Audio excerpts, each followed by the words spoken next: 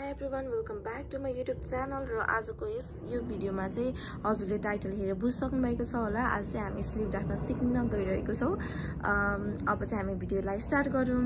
हजुरले स्लिभ बनाउनको लागि चाहिँ यो कपडालाई यसरी एकचोटी फोल्ड गर्नुपर्ने हुन्छ र अझ अर्कोचोटी पनि फोल्ड गर्नुपर्ने हुन्छ। हाम्रो चाहिँ यो लेन्थ वाइज हो, हामीले गराउँदा लेन्थ वाइज चाहिँ गराउनु पर्छ। अब हामीले यसरी चाहिँ ड्राफ्ट गराउन थालेको यसमा मैले चाहिँ फुल स्लिभ बनाउन गइरहेको छु। फुल स्लिभ बनाउनको लागि मेरो चाहिँ फुल लेन्थ 19 थियो। अब 19 मा चाहिँ हाफ इंच सिम अलाउन्स र हाफ इंच चाहिँ हेम फोल्ड गरेर चाहिँ लगभग 20 इंच जति आयो। हुन चाहिँ 1 इंच कम भएको छ, तर चाहिँ कपडा नपुगेको भएर 20 इंच राख्दा केही पनि फरक पर्दैन। हजुरले फुल लेन्थको बारेमा बुझिसक्नु भयो भने चाहिँ मैले यहाँबाट चाहिँ 5 इंच साइडमा जान्छु। 5 इंच भनेको चाहिँ मेरो आर्मको लेन्थ हो। चाहिँ हाम्रो यो विड्थको लेन्थ नाप्नु पर्ने हुन्छ। विड्थको लेन्थमा चाहिँ हाम्रो 44 चेस्ट थियो। 44 डिवाइड बाई 8 गर्दा 5.5 प्लस 3.5 इंच जोड्छौँ, त्यो गर्दा 9 इंच आयो। अब हाम्रो चाहिँ 9 इंच यता विड्थ आउँछ। हजुरले देख्न सक्नुहुन्छ यहाँबाट चाहिँ मैले 9 इंचमा राखिसकेको छु मार्क चाहिँ। 9 इंच हाम्रो यो भयो, यो पोइन्ट। र यसैगरी हामी यही पोइन्टबाट चाहिँ तलपट्टि 3.5 इंच साइडमा जान्छौँ। 3.5 इंच चाहिँ यो साइडमा आयो यतातिर। र अब यो पोइन्ट र यो पोइन्ट भन्न खोजेको यो माथिको यो यसलाई चाहिँ हामीले स्ट्रेट लाइनमा जोड्नु पर्ने हुन्छ। यसरी स्ट्रेट लाइनमा जोड्नु पर्ने हुन्छ। र अब चाहिँ हाम्रो यो यहाँबाट चाहिँ 1 इंच थोरै साइडमा जानुपर्छ। 1 इंच साइडमा। अब यसरी नै हामीले यसलाई चाहिँ 3 पार्टमा डिभाइड गर्नुपर्ने हुन्छ। 3 पार्टमा डिभाइड गर्दाखेरि चाहिँ मेरो 9 इंच आएको छ, त्यही भएर म 3 यतिमा गरी मैले यहाँबाट यता चाहिँ हाफ इंच यता साइडमा आउनुपर्ने हुन्छ। हाफ इंच म साइडमा आइसकेको छु।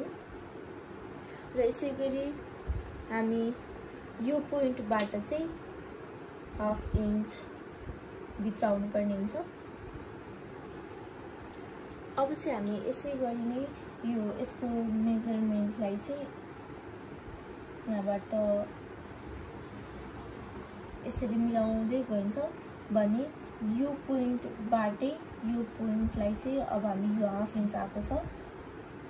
हाफ इंचमा यसरी गएर चाहिँ यसरी स्लिभ मिलाउनु पर्ने हुन्छ। यसैगरी मेरो एल्बोको लेन्थ चाहिँ 10.5 थियो। 10.5 मा मैले यतापट्टि मार्क गरेँ। अब मेरो फुल लेन्थ चाहिँ 80 हुने भएको भएर मेरो बटम चाहिँ 8 इंच आएको थियो।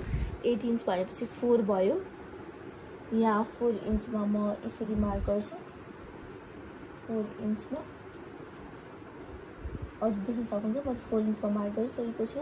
र 1 इंच चाहिँ सिम अलाउन्समा जान्छ। 1 इंच सिम अलाउन्सको लागि राखिसकेको छु। अब यो चाहिँ एल्बोको डाउन जानु पर्यो। एल्बो राउन्ड 15 आएको थियो। 15 गर्दा 7.5 इंच आएको छ। हजुरले देख्न सक्नुहुन्छ। लगभग एल्बो राउन्ड मैले यसरी पनि मेजर गरेको थिएँ र यसरी इजनेसको लागि यसरी पनि मेजर गरेको थिएँ। लगभग यसरी मेजर गर्दा 12 आएको थियो भने यसरी गर्दा चाहिँ लगभग 15 जति आएको थियो। लगभग त्यसको हामीले गर्दा चाहिँ 14 जति पनि राख्दा हुन्छ। 14 नै राख्यो भने 7 आउँछ। र सिम अलाउन्सको लागि चाहिँ हामी फेरि 1 इंच एड गर्छौँ। र अब यसै गरी नै कर्भ स्केलले चाहिँ यसमा लाइन मार्क गर्नुपर्ने हुन्छ। अब हजुरले चाहिँ यो कर्भ स्केल लिएर यसलाई चाहिँ यसरी मेजर गर्नुपर्ने हुन्छ। यसरी। र अब यसलाई चाहिँ यस्तो गरेर चाहिँ यसरी हजुरले मेजर गर्नुपर्ने हुन्छ। यसको यो चाहिँ राम्रो सेपिङ यतिसम्म चाहिँ राम्रो सेपिङ भएको छ भने यो चाहिँ राम्रो सेपिङ नभएको भएर चाहिँ मैले यसलाई स्केलले नै तान्छु। यसै के गर्नुपर्छ भन्दा हाम्रो हाफ इंचको फोल्ड आउने थियो यसमा। त्यो फोल्ड आउनेलाई चाहिँ अलरेडी हामी यसरी लाइन मार्क गरिदिउँ र जुन हाम्रो यो पार्ट थियो यो चाहिँ हाम्रो सिम अलाउन्सको पार्ट थियो हाम्रो चाहिँ यसरी स्लिभ आउनुपर्ने हुन्छ।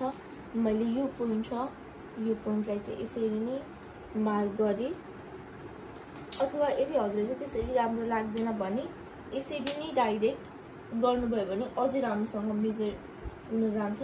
यसरी गर्नु होला गर्दाखेरि चाहिँ यसरी मार्क गर्नुभयो भने हजुरको चाहिँ एक्ज्याक्ट आउन जान्छ।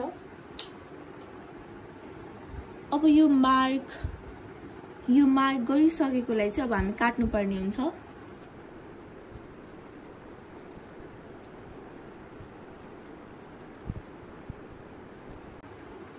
यसरी नै हजुरले गर्नुभयो भने चाहिँ ठिक हुन जान्छ। अब चाहिँ हामी फ्रन्ट पार्ट मिलाउने पाली आयो। फ्रन्ट पार्ट मिलाउनको लागि हजुरले यसरी नै अब यो र यो पनि यो यतातिर फर्केको छ, यो पनि यस्तो नभएर यसरी फर्केर हामी चाहिँ यसरी काट्थ्यो भने चाहिँ यो स्लिभ एउटैको लागि स्लिभ हुन्थ्यो भने हाम्रो चाहिँ जस्ट अपोजिट डाइरेक्सनमा हुनुपर्छ।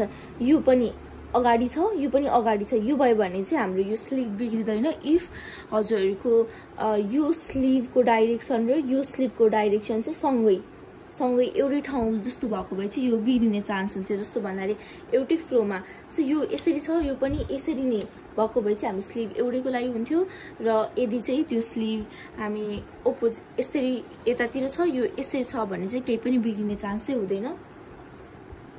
अनि चाहिँ स्लिभ अब यसरी नै काट्दिउँ।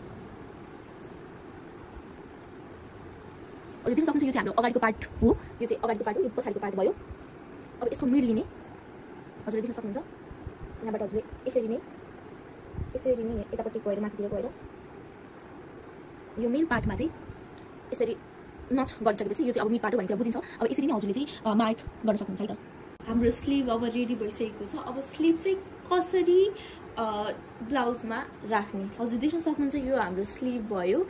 यो चाहिँ राइटतिरको हो भने यो चाहिँ लेफ्टतिरको हुन गयो। यो स्लिभ चाहिँ यसरी अपोजिटतिर यो यतातिर हुनुपर्छ, यो यतातिर भयो भने चाहिँ बल्ल करेक्ट भयो। यदि मैले अघि भने जसरी गरेको भए चाहिँ यो सँगै एउटै हुन जान्थ्यो, एउटातिरको मात्रै स्लिभ हुन्थ्यो। अब चाहिँ हामी के गर्नुपर्छ भन्दा यहाँबाट चाहिँ 1 इन्चमा मार्क गर्ने।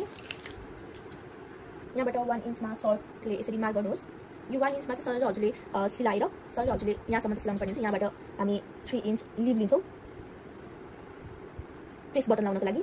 यहाँबाट 1 इन्च साइडमा जान्छौँ अनि यसलाई चाहिँ यहाँबाट यसरी फोल्ड गर्नुपर्ने हुन्छ। यहाँबाट यस्तो गरेर चाहिँ यसरी हजुरले चाहिँ स्लिभलाई 1 इन्चमा सिलाउनु भयो होला अनि यसको तलपट्टि पनि सिलाउनु भयो होला। अब चाहिँ हजुरले यहाँबाट यस्तो फोल्ड गरेर अनि फेरि यसलाई एकचोटि फोल्ड गरेर सिलाउनु भयो, यसो सर सिलाउनु भयो भने चाहिँ यो यस्तो फर्ममा आउने छ यसरी। अनि यसमा चाहिँ हजुर प्रेस बटन लाउनुपर्ने हुन्छ लास्टमा। अब चाहिँ हामी स्लिभ एड गरौँ है त। अब चाहिँ हजुरले स्लिभलाई चाहिँ यसरी सुल्टा बनाउने अनि यसलाई उल्टा बनाइसकेपछि हजुरको यो अगाडिको पार्ट देख्न सक्नुहुन्छ र यो अगाडिको पार्टलाई चाहिँ यसरी लगेर अनि मैले यहाँ नच गरेको पोइन्ट छ। यो नच गरेको पोइन्ट र यो पोइन्टलाई चाहिँ यसरी यो नच गरेको पार्टलाई मैले यहाँ पिन लगाइसकेँ र यसै गरी नै हजुरहरूले यसरी पिन लगाउनु भयो भने चाहिँ सजिलो हुन्छ सिलाउनको लागि। सबै पार्टमा हजुरले यसरी नै पिन लगाउनु पर्ने हुन्छ। यसरी नै सबै पार्टमा पिन लगाउनु होला यो सर्कुलर पार्टमा।